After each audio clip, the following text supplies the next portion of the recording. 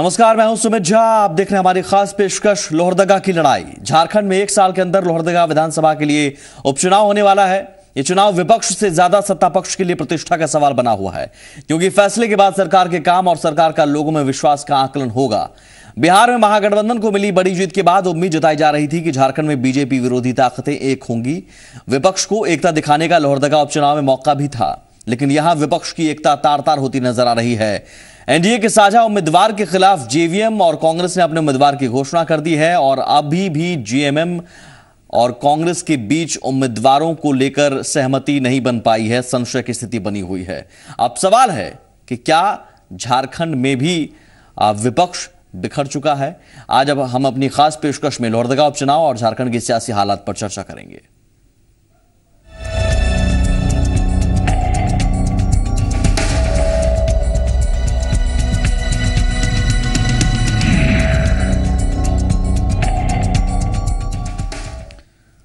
लोहरदगा की लड़ाई की तस्वीर अब धीरे धीरे साफ हो रही है। हालांकि एकजुट एनडीए के मुकाबले विपक्ष अभी भी एकजुट नजर नहीं आ रहा है, लेकिन फिर भी यह तय है कि नीरू शांति भगत और सुखदेव भगत के बीच मुकाबला होगा।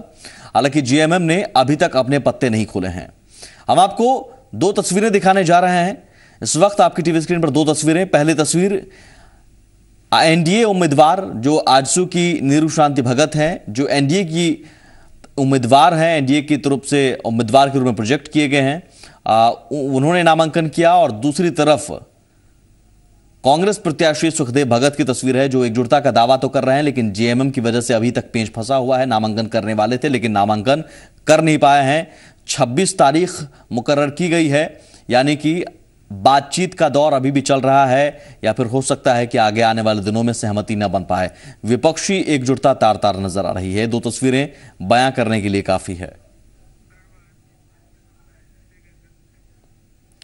लोहरदगा की लड़ाई पर सबकी नजरें टिकी हैं। एक तरफ एकजुट एनडीए का कुनबा है, तो दूसरी तरफ फिलहाल अलग अलग सुर अलापने वाला विपक्ष। इस बीच पूर्व विधायक कमल किशोर भगत की पत्नी नीरू शांति भगत ने बतौर आजसू प्रत्याशी अपना नामांकन दाखिल कर दिया है।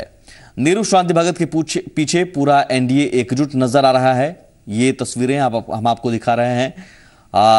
नीरू शांति भगत ने नामांकन किया और इस मौके पर पूरा एनडीए एकजुट नजर आया। नीरू शांति भगत से खास बातचीत की जी मीडिया संवाददाता अविनाश कुमार ने। एनडीए गठबंधन की ओर से आजसू उम्मीदवार नीरू शांति भगत ने लोहरदगा सीट से अपना पर्चा दाखिल कर दिया है। हमारे साथ इस वक्त नीरू शांति भगत हैं। मैं बहुत जल्दी में आपको राजनीति में आना पड़ा। अपने पति के अधूरे सपने को पूरा करने के लिए मुझे राजनीति में आना पड़ा। क्या लगता है कि एक आंदोलनकारी जिस तरह से जेल चले गए, कोई षड्यंत्र है, कोई राजनीतिक षड्यंत्र है, गलत हुआ, जनता आपके साथ खड़ी होगी? हाँ, जनता मेरे साथ खड़ी है। किन मांगों को लेकर आप जाएंगे? वही विकास जो अधूरा बाकी है, वही विकास की गति को बरकरार रखने के लिए। हमारे साथ बीजेपी के किसान मोर्चा के प्रदेश अध्यक्ष ओम जी भी हैं। अध्यक्ष जी, आपको लगता है कि पार्टी फिर से एक बार पूरी ईमानदारी के साथ आजसू उम्मीदवार के साथ खड़ी होगी? निश्चित रूप से शांति नीरू भगत एनडीए की प्रत्याशी के रूप में यहाँ आज नामांकन करने के लिए उपस्थित हुई हैं। हम सभी लोगों का समर्थन और लोहरदगा की संपूर्ण जनता का समर्थन इन्हें प्राप्त होगा। पिछले 10 महीनों में हमारी सरकार चल रही है एनडीए की, और विकासोन्मुख सरकार है। ये विकास की एक नई गति इस सरकार ने दी है। श्री कमल किशोर भगत जी अपरिहार कारणों से ये चुनाव हो रहा है, और उन्होंने लोहरदगा के विकास का एक खाका एक उनके दिमाग में था, और उस सपने जो उन्होंने संजोए थे, उनकी धर्मपत्नी नीरू शांति भगत उसे निश्चित रूप से पूर्ण करेंगी। हम सबों को विश्वास। लगता है कि कुछ कमी खलेगी कमल जी के नहीं रहने का? ऐसा ही तो अपरिहार कारणों से चुनाव हो रहा है। निश्चित रूप से उनकी पत्नी सक्षम हैं और जनता के बीच घूम रही हैं, उनका विश्वास प्राप्त कर रही हैं, उनका आशीर्वाद प्राप्त कर रही हैं। और मुझे लगता है कि आने वाले दिनों में ये लोहरदगा का जो सपना कमल किशोर भगत जी ने संजोया था, उसे पूर्ण करने में इनका बहुत महत्वपूर्ण योगदान होगा। तो कमल किशोर भगत जी का जो अधूरा सपना था, उस सपने को उनकी पत्नी पूरा करेंगी और बीजेपी उनके साथ खड़ी रहेगी, इस उम्मीद के साथ कि जो अधूरे सपने हैं, जो राज्य में इस वक्त विकास कार्य चल रहा है उसके साथ जनता खड़ी होगी। तो एक तरफ एनडीए एकजुट नजर आ रहा है नीरू शांति भगत के नाम पर, लेकिन दूसरी तरफ विपक्ष को देखिए। लोहरदगा की सीट पर कांग्रेस उम्मीदवार सुखदेव भगत 26 नवंबर को अब नामांकन दाखिल करेंगे। लोहरदगा विधानसभा उपचुनाव के लिए नीरू शांति भगत ने नामांकन दाखिल कर दिया है, जबकि कांग्रेस भी चाहती है कि जिस तरह से एनडीए एकजुट है उसी तरह से विपक्ष भी एकजुट रहे। लेकिन जेएमएम ने अभी तक सस्पेंस बरकरार रखा है। जेएमएम ने अभी तक पत्ते नहीं खुले हैं। यही वजह कि अब 26 तारीख को सुखदेव भगत अपना नामांकन करेंगे। पहले खबर सामने आई थी कि सुखदेव भगत भी आज ही नामांकन करेंगे, मंगलवार को ही नामांकन करेंगे, लेकिन बाद में अब 26 को नामांकन करने की खबर सामने आई है।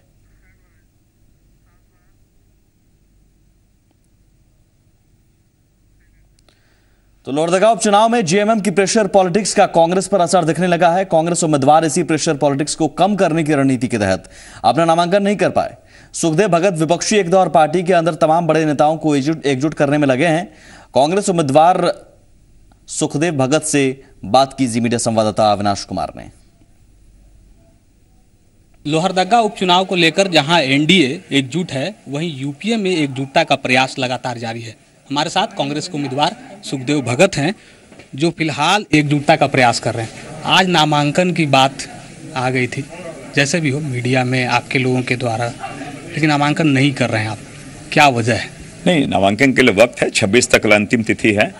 और निश्चित रूप से आपने कहा कि जैसा कि बिहार में जो हमें रिजल्ट मिला है, परिणाम मिला है, और हम ये चाहते हैं कि जो जनता एनडीए सरकार से जो विमुख हुई है उनके नीतियों के कारण, तो हम चाहते हैं कि वो सारी शक्तियां एक साथ आए। यूपीए फोल्डर में सारे लोग हैं और एक प्रयास किया जा रहा है, लेकिन कभी कभी कुछ चीज़ें गतिरोध हो जाती है। और हमारा अंतिम प्रयास है, कल हमने हेमंत सोरेन जी से मुलाकात की, बाबा गुरुजी कल बीमार थे, वहाँ में गया, साथ में मिला, गिरिनाथ सिंह जी से बातचीत हुई है। आज लगातार बीके हरिप्रसाद जी, डॉक्टर अजय वगैरह टच में है। तो हमारा एक प्रयास है कि एका हो, एक यूपीए का एक साझा उम्मीदवार हो। जेएमएम कहीं प्रेशर पॉलिटिक्स तो नहीं प्रेशर पॉलिटिक्स नहीं है चीज़ें, क्योंकि उनकी भी अपने वो एक राजनीतिक पार्टी है, उनकी भी अपनी व्यवस्थाएं, प्राथमिकताएं होती है। और प्रारंभिक चरण की बातें हुई थी और बहुत सुखद वातावरण में बातें हुई है और सकारात्मक संकेत भी मिला है।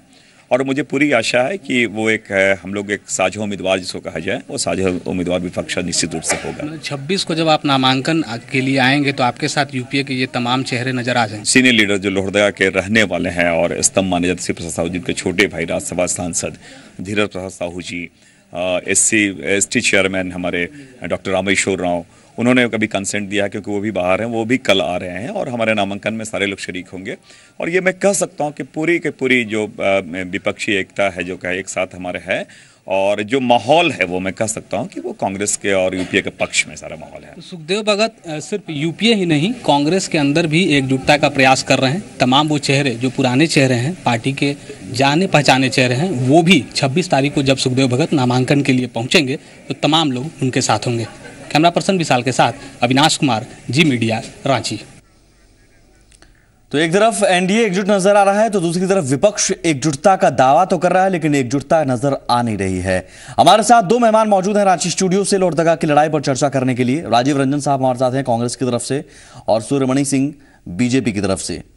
आप दोनों मेहमानों का स्वागत है सर। राजीव जी, सबसे पहला सवाल आपसे ही होगा, इसलिए क्योंकि नामांकन आज करने वाले थे, मंगलवार को नामांकन करने वाले थे, लेकिन अब 26 तक बात टल गई है। सवाल है कि ये एकजुटता है?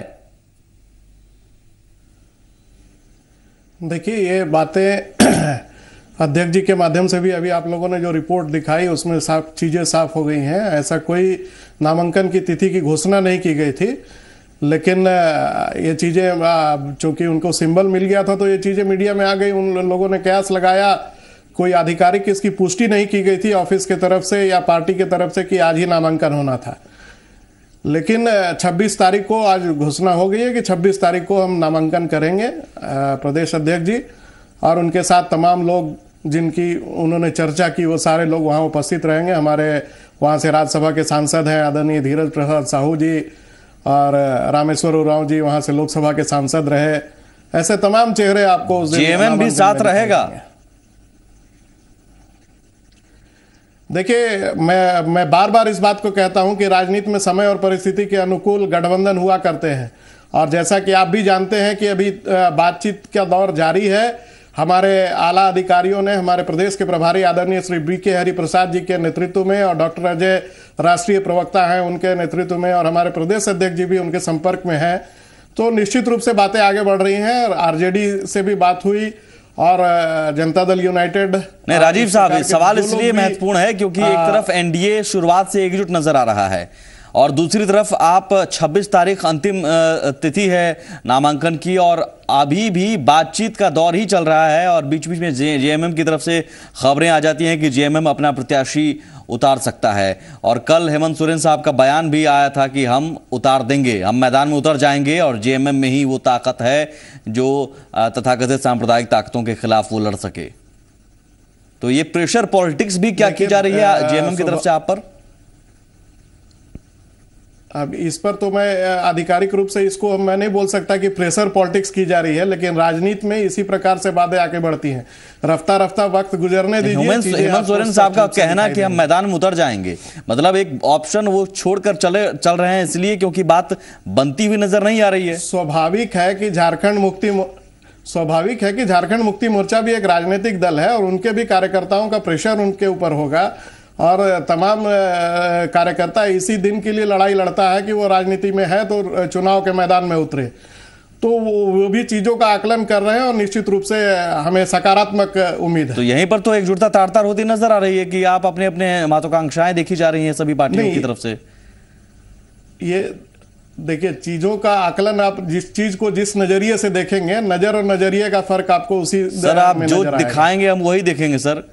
हेमंत सोरेन जो सुनाएंगे वही हम सुनते हैं। मैंने वही कहा कि रफ्ता रफ्ता वक्त गुजरने दीजिए, चीजें अपने आप स्पष्ट हो जाएंगी। राजीव रंजन साहब कह रहे हैं वक्त गुजरने दीजिए, रफ्ता रफ्ता। सूर्यमणि साहब, वक्त का इंतजार क्या आपको भी है कि कहीं विपक्ष एकजुट ना हो जाए, या आप भी इंतजार इस बात में कर रहे हैं कि बिखरा ही रहे विपक्ष, उसी में फायदा है? नहीं, सुमित जी, ऐसा है कि मैं कोई वक्त का इंतजार नहीं कर रहा हूं। आपको आपकी जानकारी के लिए आपको जानकारी होनी चाहिए कि कमल किशोर भगत पहले भी सांसद थे, जनता ने दोबारा उनको सांसद चुना था, मतलब काम के आधार पर भी दोबारा चुना। और उनकी पत्नी जो है आज और सभी NDA के बिल्कुल इसमें कोई ऐसा नहीं, बट भी नहीं है। और इसलिए विपक्ष का ये उनका अपनी समस्या है कि वो एकजुट होते हैं, क्या करते हैं। आपको वक्त का इंतजार इसलिए है कि विपक्ष तो एकजुट ना हो जाए और या फिर बिखरे रहे। आप भी कहीं ना कहीं मन में चाह रहे हो कि विपक्ष का बिखराव मिलेगा, आपको फायदा दिलाएगा। देखिए, मैं तो ये तो बीजेपी जो है एक विचारधारा की पार्टी है। हमने कहा सबका साथ सबका विकास, सबको लेकर चल रहे हैं, उसके तहत हमने गठबंधन किया है और गठबंधन आजसू का शुरू से है। तो इसलिए हमारी ये समस्या नहीं है। हम सीधे चाहते हैं कि चुनाव के मैदान में NDA ये विपक्ष एकजुट रहे, लड़ते रहे, इससे कोई बहुत फर्क नहीं पड़ने वाला है। लेकिन आज जहां तक लोहरदगा की बात मैं बता रहा हूं कि जैसे मैंने कहा कि कमल किशोर भगत पिछले 5 टर्म रहे, इसके बाद दोबारा भी जनता ने उनको चुना है, तो निश्चित रूप से विश्वास है वहां की जनता पर कि भी जो अधूरा कार्य रह गया है तो भी उनके 5 साल के में तो उसको पूरा करेंगे। लेकिन आपको लगता है कि विपक्ष के बिखरे रहने से आपको और ज्यादा फायदा होगा और ये आपके हक में जाएगा फैसला? विपक्ष नाम की मैं झारखंड में अगर मुझसे पूछिएगा तो मुझको ऐसा लगता है कि विपक्ष जो है वो जब खाली सिर्फ एनालिसिस करता है और चुनाव जीत हार पर मैं वो उसकी बात नहीं कर रहा हूं। आप कह रहे थे मैं कह रहा हूं चीज ही नहीं है, जो कैंडिडेट कह रहे थे शायद लैंड नहीं, कैंडिडेट जो है, देखिए एक तो होता है ना, कैंडिडेट जो होता है वो महत्वपूर्ण होता है और कैंडिडेट जो है निश्चित रूप से कहीं ना कहीं एक कैंडिडेट हुआ, दूसरी पार्टी हुई, संगठन हुआ, और दोनों जब मिल जाते हैं तो सोना में सुगंध हो जाता है। तो आज NDA जो है बिल्कुल एकजुट है और पूरे ताकत के साथ NDA चुनाव। आप कह रहे थे एक लाइन सर पूरी नहीं हो पाई, आप कह रहे थे विपक्ष नाम की कोई चीज ही नहीं है झारखंड में। नहीं, वो तो अगर मैं तो ऐसा शुरू से अनुभव कर रहा हूं कि विपक्ष इसलिए ना कोई विचारधारा रहे तब तो एक मैं देखूं विपक्ष नाम की कोई चीज ही नहीं है राजीव रंजन साहब। विपक्ष नहीं इसलिए कि विचारधारा कभी रहे कुछ तब ना। अब देखिए तो विचारधारा तो कुछ रहा ही नहीं ना जी। सत्ता में कैसे बने रहे यार, अगर चुनाव कैसे जीते इसके लिए विपक्ष एक हो रहा है। हम विकास कैसे हो इसलिए हम चाहते हैं कि हमारा कैंडिडेट वहां से जीते। देखिए विचारधारा और उसमें अंतर है। इसमें सर लड़िएगा कैसे? आपके होने नहीं है सुमित जी पर ही सवाल खड़े हो रहे हैं, आपके वजूद पर ही सवाल खड़े किए जा रहे हैं। मानववाद के सिद्धांत पर चलने वाले लोग अधिनायकवादी आज होते चले जा रहे हैं। ये आपके निगाह में अधिनायकवादी हो सकता है, लोकशाही में अगर विपक्ष को ही आप दरकिनार करके चलिएगा तो इसका खामियाजा अभी बिहार में इन्होंने भुगता है जो है। और जहां तक लोहरदगा का प्रश्न है तो लोहरदगा की धरती ने ऐसे कई स्टॉलवर्ड्स नेता वहां कांग्रेस को दिए हैं, चाहे वो आदरणीय इंद्रनाथ भगत हो, शिव प्रसाद साहू जी हो, सुमति उरांव जी हो, कार्तिक उरांव जी हो, जिनका इस पूरे झारखंड की राजनीति में अपना एक अलग स्थान है और कांग्रेस का वह परंपरागत सीट रहा है। और पिछले चुनाव में भी हमने बहुत कम मतों के अंतर से वो सीट हारा था, इसीलिए कोई पिछले चुनाव में 2 बार के चुनाव में लगातार 2 बार के चुनाव में आप कम मार्जिन से ही सही लेकिन हार रहे हैं। निश्चित रूप से चूक तो आपसे हो रही है और विपक्ष की बिखराव का नतीजा ही पिछले 2 चुनाव में आपकी हार एक तरह से मानकर ये भी चल सकते हैं। नहीं ऐसी बात नहीं है। चुनाव में इस बार मैंने कहा कि इस बार की परिस्थिति अलग है, इस बार की परिस्थिति अलग है, तो इस बार की परिस्थिति अलग है। क्या अलग है सर? इस बार भी तो विपक्ष बिखरा ही नजर आ रहा है। जो देखिए, मैंने आप चीजों को जिस नजर से देखेंगे आपको उसी प्रकार का चित्र आप दिखा दीजिए अपनी नजर से। जहां तक प्रश्न है कि इनके उम्मीदवार के द्वारा, वही तो मैं कह रहा हूं कि रफ्ता रफ्ता वक्त गुजरने दीजिए, चीजें अपने आप साफ होती जाएंगी। अभी वक्त कहां गुजरा है, अंतिम दिन चुनाव का नामांकन का वक्त गुजर जाने दीजिए, पूरा परिदृश्य साफ हो जाएगा। सर सवाल इसलिए तो है कि एकजुटता जब होती है तो शुरुआत में ही सब कुछ तस्वीर साफ हो जाती है, जो बिहार में नजर आ रहा था। और जो आप लोग कहते भी हैं कि बिहार में हमने एकजुटता दिखाई, शुरुआत से सब कुछ क्लियर था, चेहरा क्लियर था। नीतीश कुमार के चेहरे को लेकर आखिरी दौर में बातचीत नहीं हुई या आखिरी दौर में फैसला नहीं हुआ, चुनाव से बहुत पहले फैसला हो गया। ये बहुत अच्छी बात थी और इसका नतीजा आपने देखा। मैं बता दे रहा हूं। हाँ, एक उदाहरण की बात ली जा रही है महागठबंधन की जीत को। ये एक उपचुनाव है सर, एक महागठबंधन की जीत को उदाहरण के तौर पर लिया जा रहा है कि विपक्षी एकजुट हो जाए तो चुनाव और उसके लिए विरोधी को उचित किया जा सकता है। तो क्या वो एकजुटता यहाँ पर झलक नहीं सकती है? जिस चीज का उदाहरण जिसके पक्ष में लेंगे तो उसको आपको वही नजर आएगा। सुमित जी विपक्ष एकजुट की बात कर रहे हैं आप। मैं ये बताना चाहता हूं कि कांग्रेस बगैर सत्ता के नहीं रह सकती है, इसलिए हमेशा प्रयास किया एकजुट करने का। कोड़ा को मुख्यमंत्री बनाया, वो उसमें जो कि क्या हाल हुआ।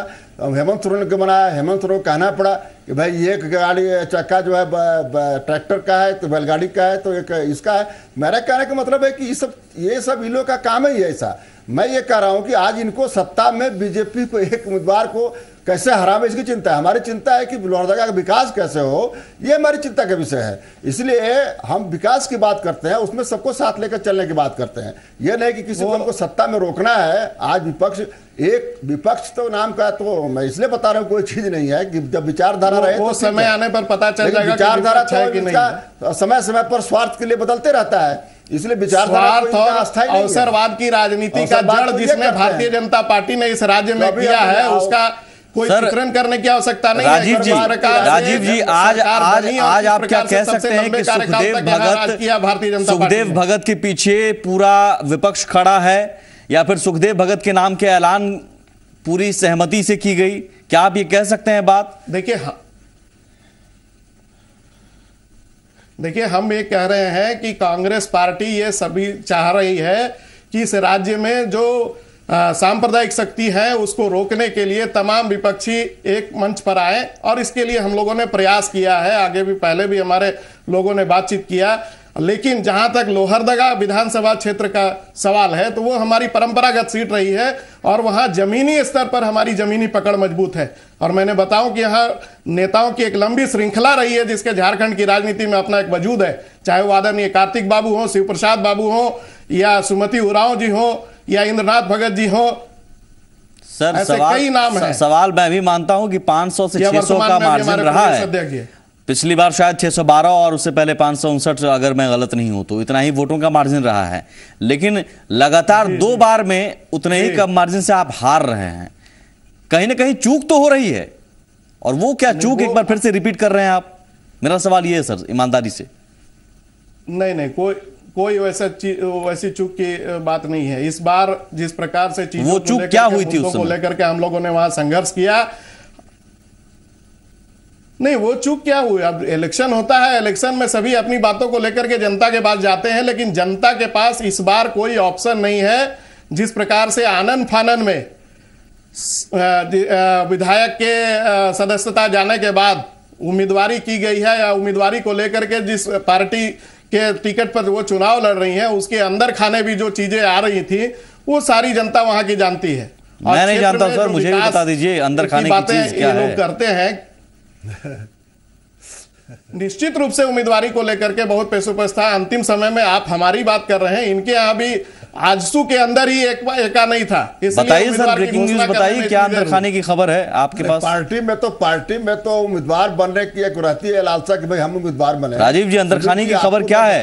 कड़वा जो सच है, जैसे बार बार ये नहीं, ये अंदर खाने की खबर ये है कि आजसू में भी बहुत ऐसे लोग थे जो वहां से टिकटार्थी थे, वो चुनाव लड़ना चाहते थे। होता ही है भाई, और चुनाव लड़ने आज जो स्थिति वहां बन पड़ी है वो साफ दिखाई दे रहा है। चलिए, लेकिन आज तो कम से कम एकजुटता नजर आ रही है। राजीव साहब आज तो एकजुटता नजर आ रही है। आखिरी सवाल सुरमणि साहब, और बहुत छोटा जवाब। एक बात तो तय है कि एकजुटता भले ही हो, लेकिन पिछले चुनाव, 2 चुनाव को अगर देखें, मार्जिन कम रहा है, विपक्ष एकजुट हो जाता है तो ये चिंता के विषय आपके लिए जरूर, आप कहेंगे नहीं, लेकिन ईमानदारी भरा विश्लेषण हम चाहते हैं आपसे।